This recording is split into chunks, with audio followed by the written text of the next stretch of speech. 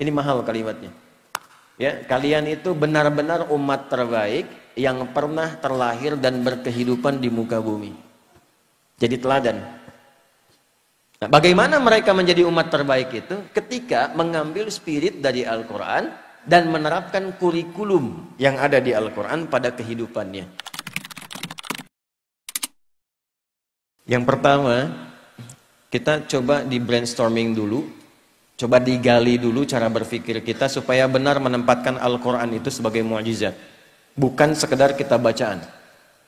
Ini bedanya nanti dengan bacaan-bacaan biasa dan juga dengan kitab-kitab suci sebelumnya. Ingat, ada yang hanya sekedar wahyu memberikan penguatan tauhid, ada yang menjadi kurikulum hidup. Nah, Al-Quran ini bukan sekedar wahyu yang mengkonfirmasi keimanan kita, tapi di saat yang bersamaan menjadi kurikulum kehidupan kita sampai kita menghadap Allah Subhanahu wa Ta'ala. Itu ada di Quran surah kedua Al-Baqarah di ayat ke-185. Saking istimewa dan tingginya dipilihkan di malam terbaik, di hari terbaik, di bulan terbaik, oleh malaikat terbaik kepada Rasul terbaik. Malamnya saking pentingnya, suasana di malam itu dinaikkan semua jenis kebaikan sehingga amal soleh pun naik lebih dari 1000 bulan pahalanya. Itu nanti ada di Quran surah ke-97. Inna anzalnahu fi lailatul qadr. Tuh, kenapa pakai lailah tidak pakai lail? Kalau lail itu hanya menunjuk waktu, di waktu malam. Anda mau tahajud, ambil sebagian waktu malam. Quran surah 17 ayat 79. Wa minal laili fatahajjad bi. Dari sebagian malam, waktu yang cukup panjang itu, ambil sebagian untuk menunaikan tahajud. Jadi lail, layali, lela, lili, ya, lala itu malam. Ibu lili, ibu malam-malam. Kalau pakai ta, lailah, berarti ada yang istimewa di malam itu. Karena itu begitu detil diksi Al-Quran itu, ayatnya ketika menampilkan inna anzalnahu fi lailatul qadr. Berarti ada yang istimewa di malam itu. Ya, saking istimewanya, malamnya berubah suasananya, berubah nilai pahalanya.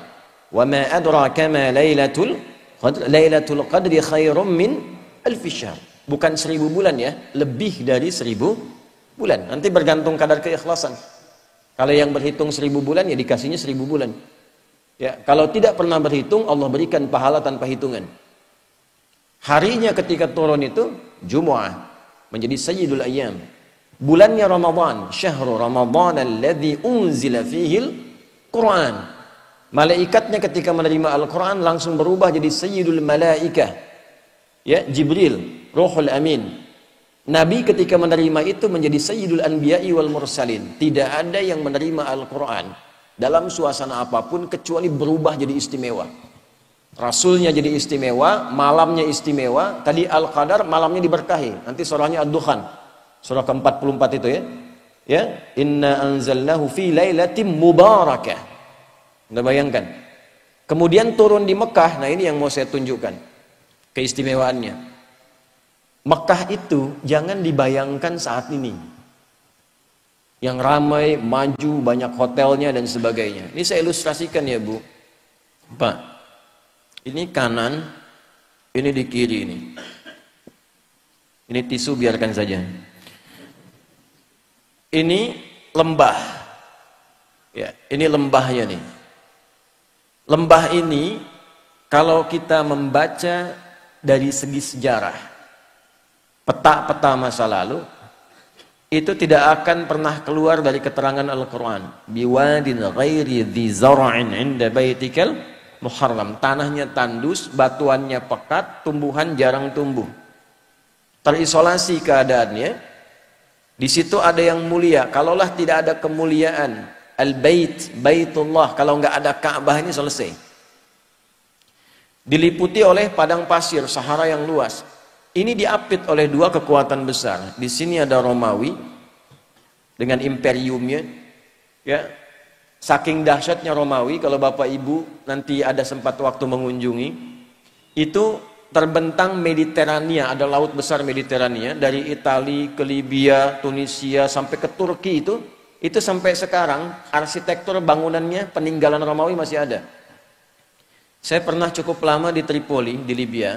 Saya kunjungi daerah namanya Leptis Magna. Itu sampai sekarang kolosiumnya, beberapa bangunannya, pondasinya masih ada sampai sekarang untuk menunjukkan betapa dahsyatnya kekuatan Romawi masa itu. Punya peradaban, punya kekuatan. Samping kirinya Persia, Pak. Punya kekaisaran. Ini kan Al-Manar, ya, sifatnya kan manarah. Manarah itu apa? Menara. Menara itu apa? Itu dulu puncak salah satu nilai spiritual tertinggi Persia. Karena ketika mereka mau menyembah, menempatkan api di atas menara. Nanti di era Islam, ketika Islam masuk ke Persia, digantilah, tempatnya tidak dirubah, fungsi tempatnya dirubah. Diganti sebagai tempat azan. Untuk menunjukkan bahwa setiap tempat penyembahan itu diarahkan kemudian kepada Allah Subhanahu wa Ta'ala. Singkatnya, di sini ada Romawi, di sini ada Persia. Dua kekuatan besar.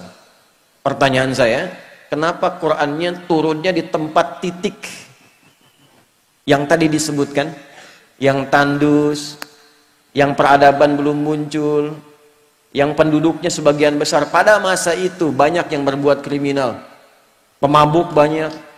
Ini sering saya informasikan, pemabuk zaman itu yang pemula itu 5 kali sehari, Ustaz. Yang pemula loh. Bayangkan yang profesional itu. Kalau ada pencuri, pembegal, itu nggak nanggung, sekampung begal semua. Gifar itu kan kampung begal. Gifar itu kampung begal. Tokohnya Jundub bin Junadah. Jundub bin Junadah itu pemimpin para begal di kampung begal. Ya, nanti kelak masuk Islam, memperkenalkan diri, saya dari kampung begal dulunya. Maka ditambah al di depannya, ujungnya i, Al-Ghifari. Ya, jadi kalau ada yang namanya Al-Ghifari, kampung begal itu dulu. Ya, tapi nanti ada nilainya, belum selesai, baru setengah, jangan pulang dulu. Belum selesai. Kalau ada zina, zinanya hatam, semua jenis zina dikerjakan. Anda bayangkan tuh. Ya, membunuh itu sudah biasa. Tokoh-tokohnya dikenang sepanjang zaman itu. Kenang sepanjang zaman. Itu landscape-nya itu begitu. Ya, keadaan masyarakatnya demikian. Nah, Quran itu kenapa nggak turun di Romawi? Kenapa tidak turun di Persia? Kok turunnya di tempat itu yang terlihatnya tidak ideal? Maka Allah ingin menunjukkan keistimewaan Al-Quran dan keagungannya, yang bisa merubah tempat yang paling nadir dengan maksiat menjadi khairu ummah. Orangnya berubah jadi orang terbaik di zamannya, tempatnya berubah jadi paling makmur yang melintasi zaman. Dan untuk menutup klaim di kemudian hari, pantas Islam pernah maju turunnya di Romawi. Untuk menghilangkan klaim di kesempatan yang lain, pantas Islam itu hebat turunnya di Persia. Tapi ketika diturunkan di tempat yang paling rendah, belum ada peradaban, belum ada kemajuan, maka Allah ingin membungkam siapapun yang menyangkal keistimewaan Al-Quran. Dibuktikan di setiap zaman, Quran diturunkan di titik yang paling rendah di muka bumi, masyarakatnya paling kontroversial, maksiatnya paling banyak, bisa dirubah oleh Quran dengan satu kilatan yang luar biasa, menjadi manusia terbaik yang dikenang sepanjang zaman. Ya. Dan itu dulu orang berubah itu dengan ayat-ayat pendek, Pak, Bu. Ibu kenal Bilal bin Rabah?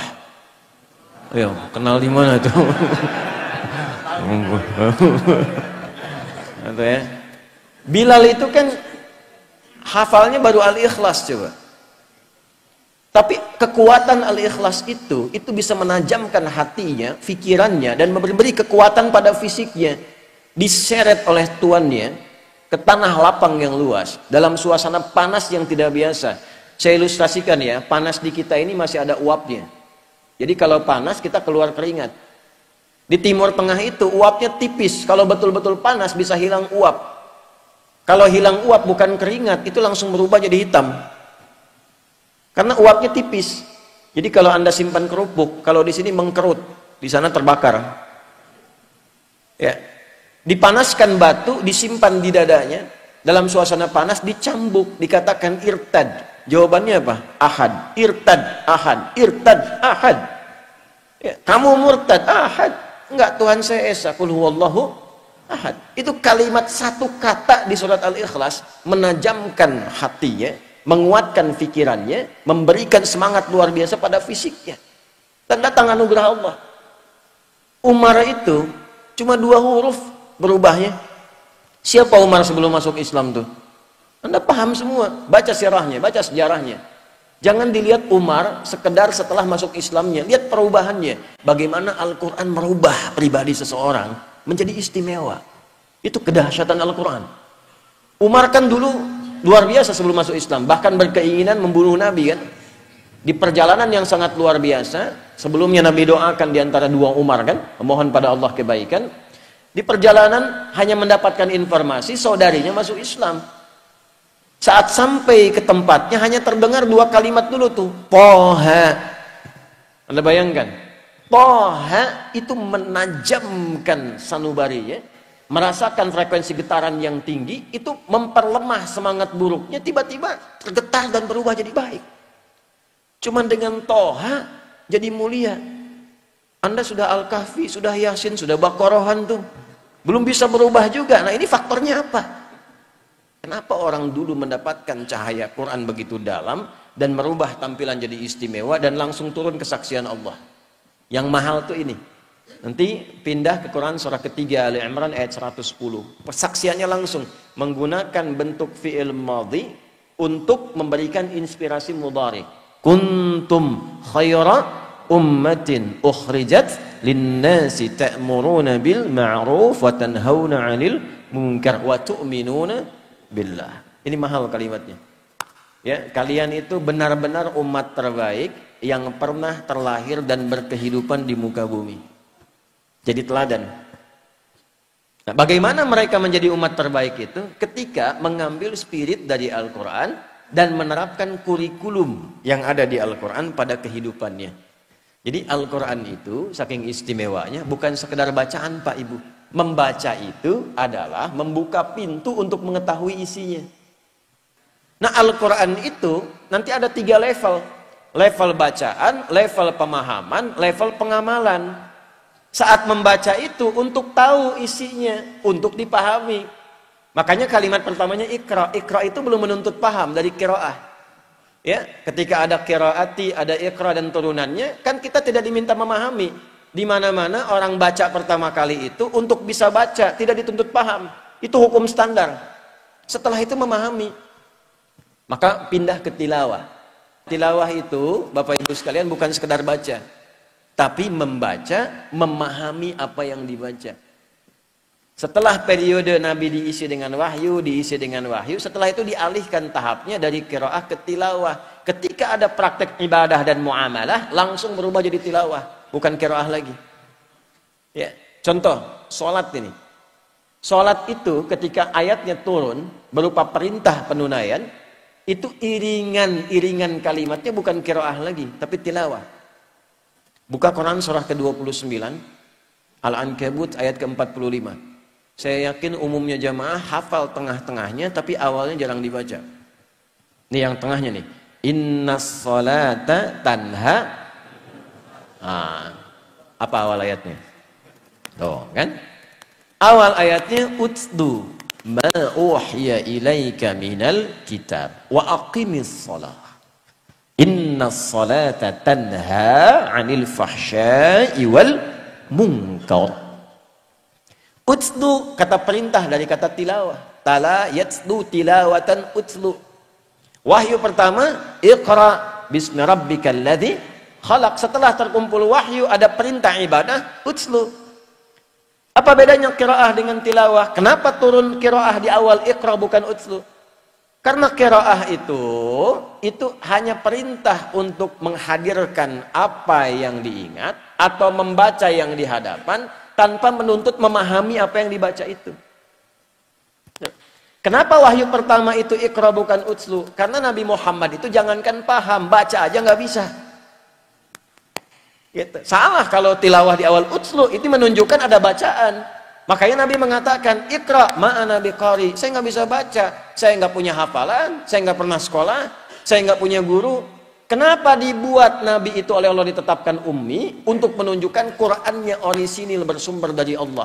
Litakidi ummiyati Muhammad sallallahu alaihi wasallam, untuk menguatkan Nabi itu seorang ummi, untuk menunjukkan pada semesta bahwa Al-Qur'an itu orisinil firman Allah, tidak ada campur tangan Nabi Muhammad di dalamnya. Pernah nggak ngaji ayat Quran yang membimbing bisnis itu apa? Hadis-hadisnya apa? Keluarkan Kitabul Buyu'. Bimbingan dari Al-Quran dan hadis mengantarkan pada bisnis yang sukses dan membahagiakan. Tidak pernah ada sahabat, tidak pernah ada tabi'in, dan orang-orang sukses yang kita kenang sebagai orang kaya luar biasa yang mengamalkan petunjuk itu dalam pekerjaannya, kecuali dagang dan bisnisnya tidak pernah kembali modal. Selalu kembali untung. Tidak pernah kembali modal, selalu untung. Ya, saya mengatakan ini karena saya meriset, Pak. Saya riset, Abdurrahman bin Auf itu pernah saya riset. Dari mulai modal pakaian, mempraktekkan petunjuk bisnis dalam Al-Quran, dipraktekkan petunjuk nabinya, jadi orang paling kaya di masanya, yang kalau kita hitung valuasi hartanya, nilai hartanya di era sekarang, itu saat meninggal mewariskan 14.000 triliun. Utsman bin Affan radhiyallahu ta'ala anhu, asetnya masih ada sampai sekarang. Anda kalau umrah lewat itu, ya, jalur itu pasti melewati satu hotel warnanya krem, itu tulisannya jelas wakaf Utsman bin Affan radhiyallahu taala anhu, wakaf. Bisa nggak Anda membayangkan dari satu sumur, ada kebun di situ, satu sumur diwakafkan, lalu berganti masa dialih fungsikan, itu sekarang jadi hotel, dibukakan akun di Bank Saudi atas nama Utsman bin Affan radhiyallahu taala anhu. Setiap ada penghasilan dimasukkan ke situ, disodakohkan untuk kepentingan umat Islam. Orangnya sudah wafat 15 abad yang lalu. Nggak ada orangnya, akunnya ada.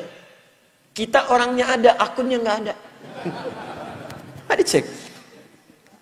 Nah itu yang merubah itu apa? Al-Quran. Sehingga sahabat itu, mereka punya passion, punya bakat, dialirkan dan jadi pilihan. Kan 4 ya, Anda tinggal lihat di 4 ini. 1 kedudukan, ilmu yang kedua, 3 harta, yang keempat tenaga. Anda mau pilih yang mana? Tentukan salah satu. Tentukan salah satu dari 4 ini. Ya, di kedudukan silakan. Ya, dari yang paling tinggi misalnya dari presiden, jadi gubernur, jadi wali kota sampai ke bawahnya terus gitu. Nanti lihat belajar pedomannya bagaimana jadi pemimpin yang baik, turunkan. Maka di situ kita punya tokohnya, ada Abu Bakar, ada Umar dan turunan-turunannya, sejahtera. Setiap di copy paste di generasi setelahnya makmur. Karena memang tidak dibatasi di waktu tertentu. Silahkan Anda cek. Di era Umar bin Abdul Aziz kan bukan eranya sahabat. Hebat juga, luar biasa juga. Sampai masa keemasan dibawa. Terbalik ketika Qur'annya ditinggalkan, malas ngajinya, hadisnya jauh, selesai. Jatuh. Silahkan cek dalam sejarah. Masa-masa keemasan orang-orang Islam pada masa itu ketika dekat dengan Al-Quran. Ulamanya masih didengar, dijaga, diamalkan, ilmuwan makin banyak, sampai ke Andalusia, sampai di Iberia, sampai sampai disebutkannya peradaban Islam di Spanyol, peradaban Islam di Portugal, peradaban Islam di A, B, C dan sebagainya.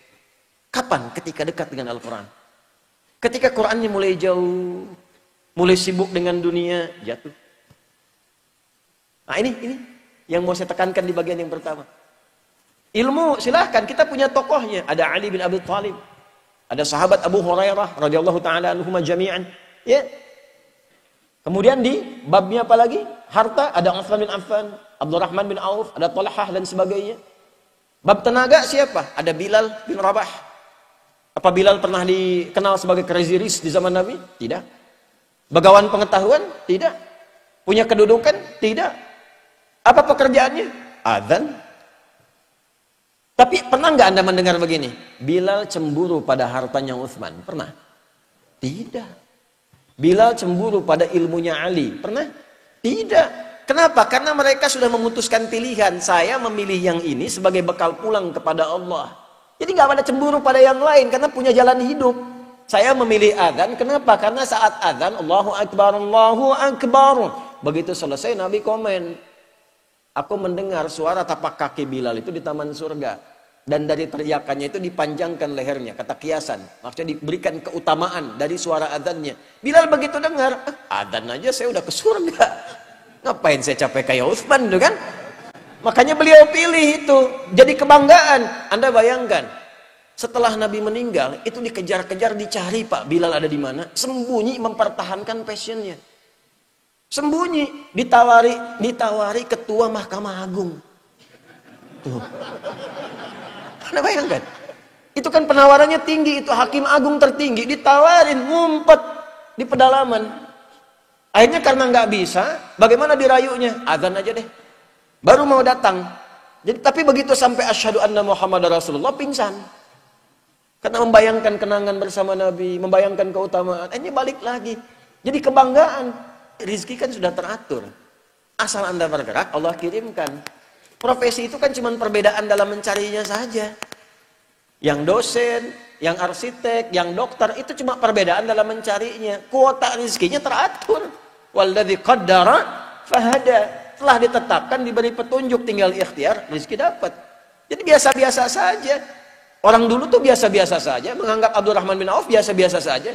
Kata Nabi, ya, ini kalimat yang sangat viral ini. Kalimat sangat viral. Beliau itu tidak khawatir dengan orang Islam yang kaya. Karena kaya itu biasa saja.